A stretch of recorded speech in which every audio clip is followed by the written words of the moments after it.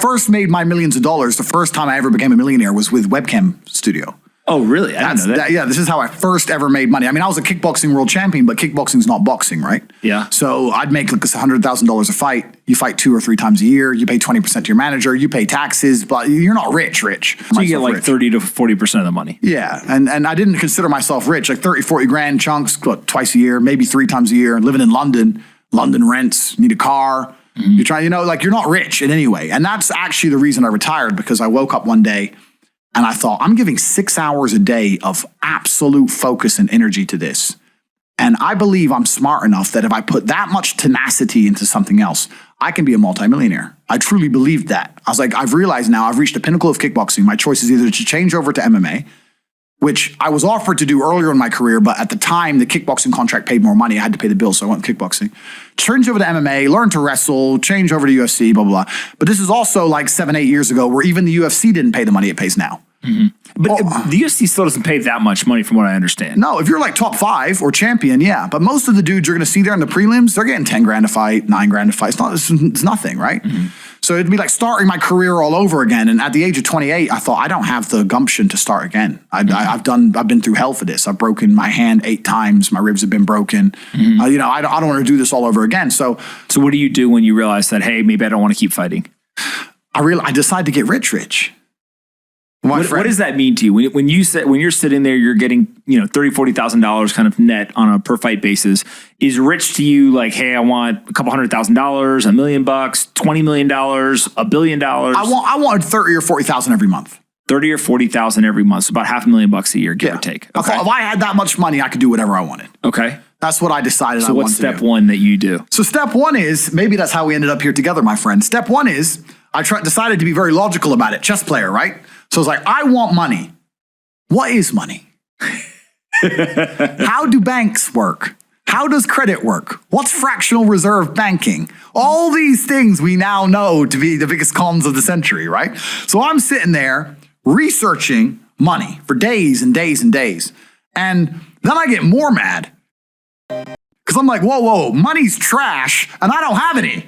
Now I'm really annoyed, right? I thought like everyone else did that, everyone puts their money in the bank and the bank takes some of other people's money and lends it out. I didn't know they invented it from the sky. I still at that point thought money was linked to gold. I didn't know nothing. So I'm learning all this stuff and I'm getting really angry. I'm like, now this is really annoying me.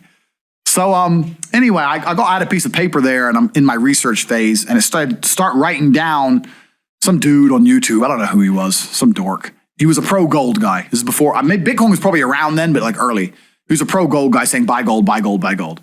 And he was saying the difference between an asset, a liability, et cetera, et cetera. So I started trying to write down what I had. I was like, I have an apartment, I have a BMW. I'm in good shape, but I already use that for fighting. What can I do? I can play chess. I'm just writing down the things I have and what I'm good at. And then I kind of realized, I was like, I've got like 8 girlfriends. because I was traveling the world, and if you win, you get a ring girl. It's kind of like she's banging the winner, right? You win a world title, you get to choose the ring girl you want. It's pretty easy, right? So I had a girlfriend in Slovakia, I had a girlfriend in France, I had a girlfriend in England, all these girlfriends. Do they know about each other? No. Okay. But they find out pretty soon.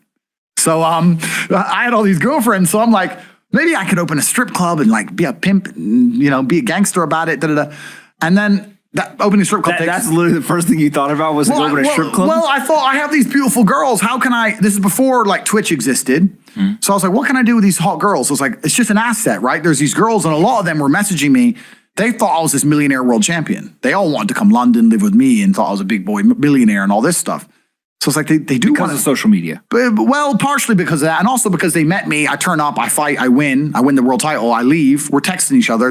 They assume I'm this big boy, right? So I'm kind of like, what am I going to do? What am I going to do? I thought, man, I investigated strip clubs, way too much money. But this asset class of beautiful women was kind of on my mind for a few days. And then by absolute coincidence, I stumbled upon somewhere on the internet. I was on one of those websites where you used to download like free games and bullshit from.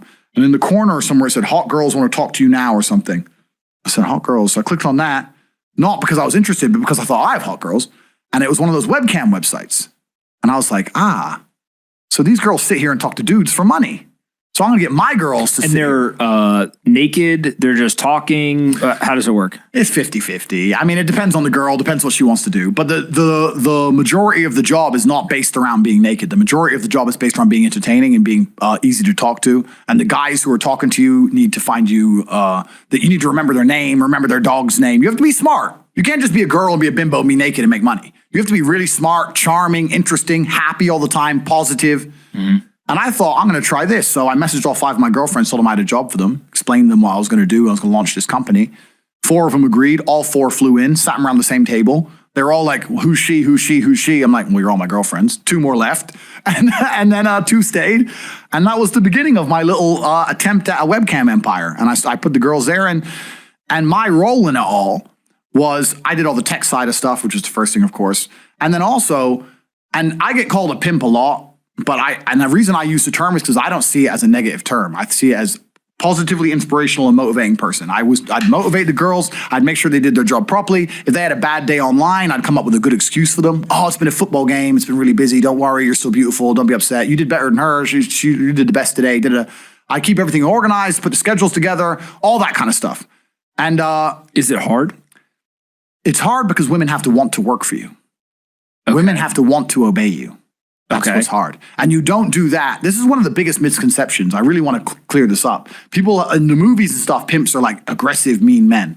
Complete opposite. Pimps are more like James Bond. James Bond's a pimp. He sleeps with a girl to get information. He doesn't care about her. He is absolutely and utterly a pimp. He doesn't hit her.